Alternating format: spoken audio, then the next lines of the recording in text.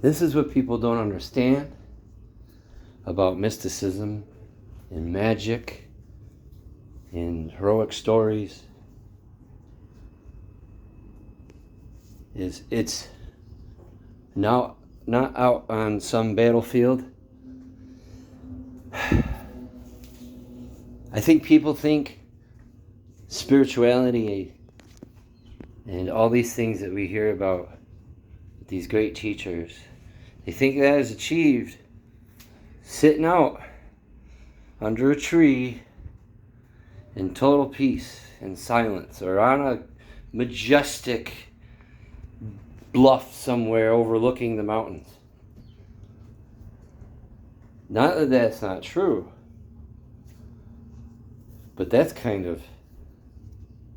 the easy way. You could say, of course you're going to be connected to God. You have no choice.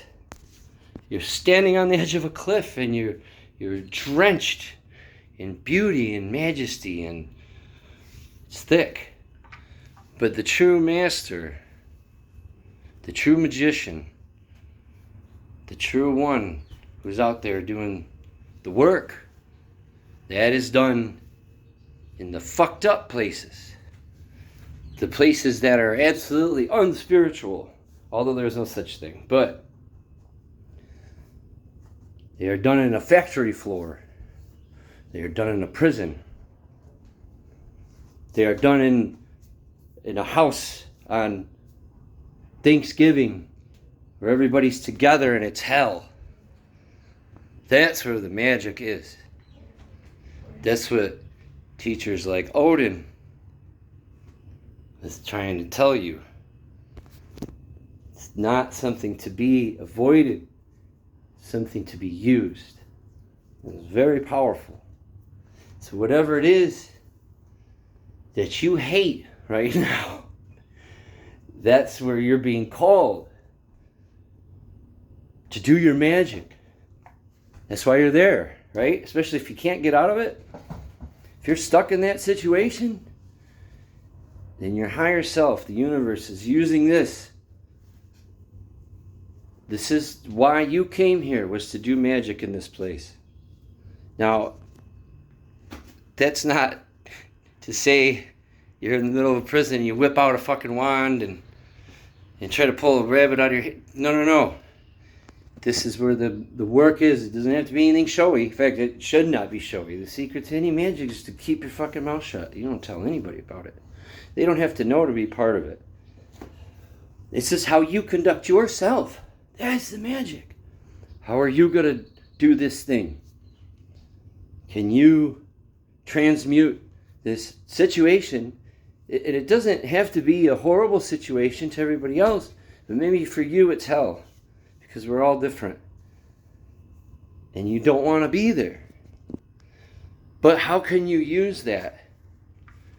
How can you look at that in a different way? Assume that, okay, I'm supposed to be here. Doesn't mean you're going to be there forever. But just know that it's very important. And since you hate it so much, or whatever, it makes you so uncomfortable, that's what the magician uses. Because anything thrown at him can be just used. It's just energy. And eliciting this strong feeling from you is a superpower for you. You just gotta, the problem is that we think about things in the wrong, we're like, and you resist. But if you look at it from a different lens, if you look at it from a different way, like, that's why going outside and being in nature, when you're in a place that you like, right? When you're in your best times, that's when you can think about it and say, well, how can I look at this situation differently? Like, how can I look at my job or my family situation, whatever it is? It might be, you might be in a marriage or something. I'm guessing it's probably hard if you're watching this video. So, go to that place of peace. Don't try to do it when you're in the shit. We've tried that, and that never works. Go to the peaceful place and ask, how can I do this differently? How can I look at it differently? Someone will answer you, I promise. It's probably just going to pop up in your head. And you're going to be like, well, really? That doesn't seem like... But just try it. Because that's how you do the magic. It's through transmuting that horrible thing. And I'm not saying I even understand all that. Okay?